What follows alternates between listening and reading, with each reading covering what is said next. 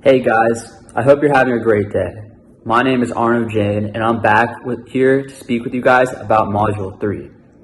I hope you've been paying attention to VJ in Module 2 because Module 3 will build off of what VJ was talking about the USDA food plate, going in depth about each food group and how we can actually build this plate through showing the portion of these different kinds of foods, the 5 food groups, the fruits, the vegetables, the grains, the protein, and the dairy, right? So I'm gonna be giving you guys some practice so you can identify, okay, what type of food is this and how much of it should I have on the food plate, right? So I'm gonna be almost like building this food plate with you guys and giving you guys some exercises.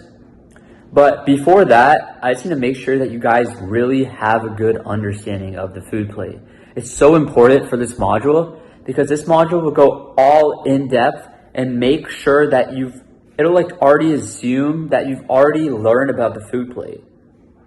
So just to give you guys a quick recap. So there's the 5 food groups, like I mentioned, the fruits, the vegetables, the grains, the dairy, and the protein, right? The fruits are really what gives us the vitamins, the minerals, and the fiber.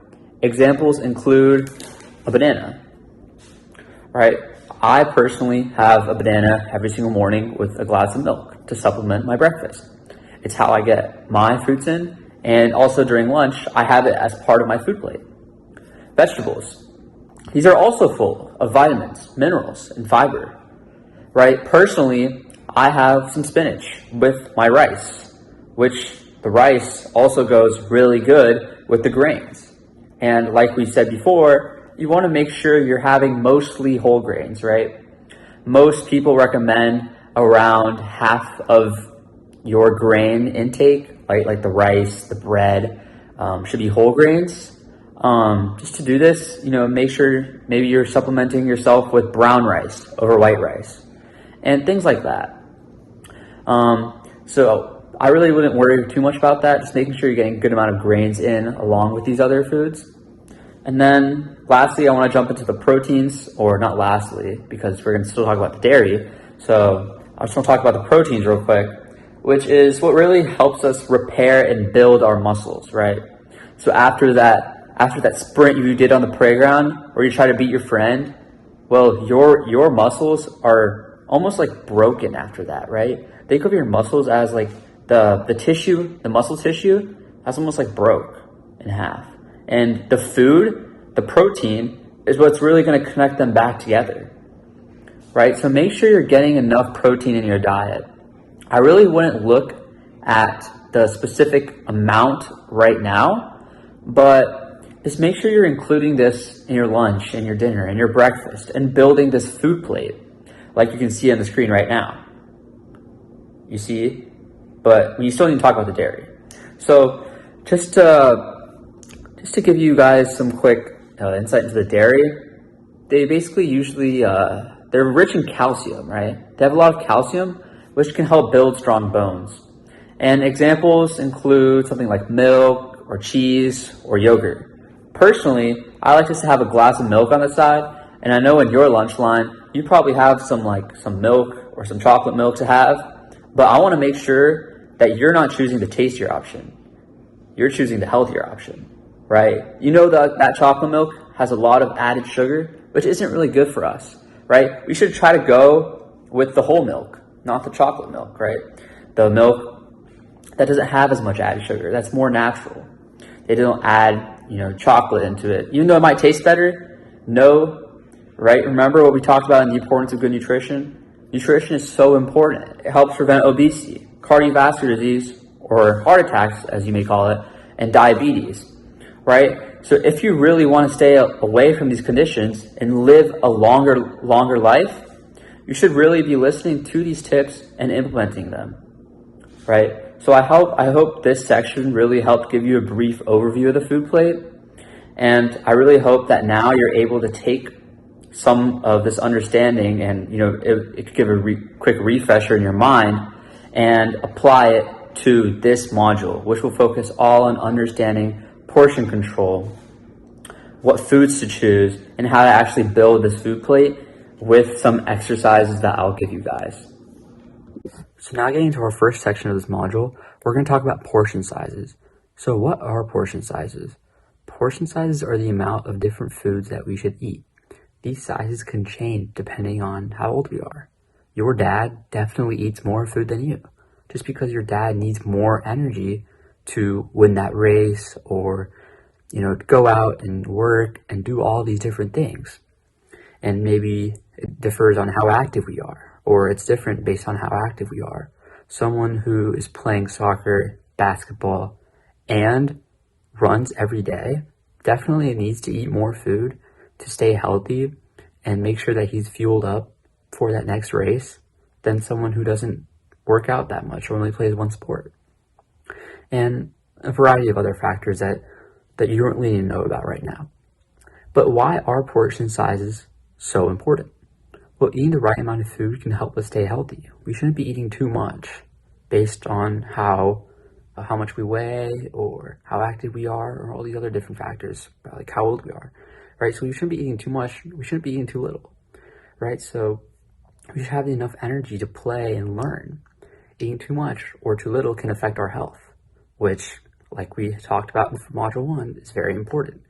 Our diet can help us prevent heart attacks, diabetes, and obesity, which are all very important and also help us live a longer lifestyle. So now I want you to practice an exercise where you're going to pick the food plate that actually has these balanced portions and the right food groups that are displayed. So I'm going to display 2 right now on the screen, and I'll give you 5 seconds to decide. 5, 4, 3, 2, 1, stop. So which one has the right kinds of food groups? I hope you picked the one on the right? Because it has the vegetables, it has the fruits, it has the grains, it has the protein, and it has the dairy. It has all those 5 food groups that you need to be having, right? When you go into lunch line, when you're eating breakfast with your family, or at your school, or eating dinner, right? So it's so essential that you're having all these different 5 kinds of food groups, right? Where I'm going to be mentioning this over and over again throughout this course. I hope you got it. And now we'll move on to our next lesson. So now for our last lesson, I just want to introduce you guys to balanced snacks. We've been talking about balanced meals a lot in this course, but maybe you just don't want to have a meal right now. Maybe it's just not the time to have a meal, and you just want a little snack just to fuel your body up for that test or that run that you have later this day. So now I'm going to introduce you guys to some healthy snack options, right? Maybe you think it's those Doritos. Well, they're actually not healthy at all. It's processed and it contains a lot of sodium, which contributes to diabetes, right? So maybe those Doritos are not the best option. But what are some good options, right? Well, I'm just going to give you guys some good options that you can just have before that race, before that test, which include maybe apple slices with peanut butter, which gives you fruit and protein, or maybe some yogurt with granola, dairy, and grains, or maybe some veggie sticks with some hummus, vegetables, and protein, right? Although these snacks don't include food from all the 5 food groups, it still gives you a good basis, and it's still a good healthy snack, right? We just want to make sure our snacks are healthy.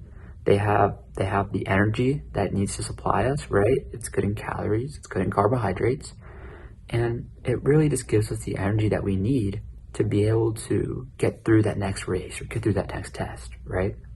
So now on the screen, I'm going to show you a side by side of 2 different snacks. Which one would you choose? I hope you would choose the one on the left, right? It has the apple and the peanut butter, like we discussed just recently. That's a healthy snack, rather than those bag of Doritos on the right. All right? So I hope you got that one right, and I hope you enjoyed our lesson today. This is the end of the 3rd module, and I'm so excited to be able to come and speak with some of you guys next week. Our 4th module will focus around food labels and how to, see what the food is rich in, right? I'm going to give you guys a quick basic introduction to the macronutrients too, which some of you guys may or may not have heard of. Some of them we've already talked about, like protein, but it's something we haven't really talked about that much, like the carbohydrates and fats. So I'll be giving you guys quick introductions to that, as well as the food label.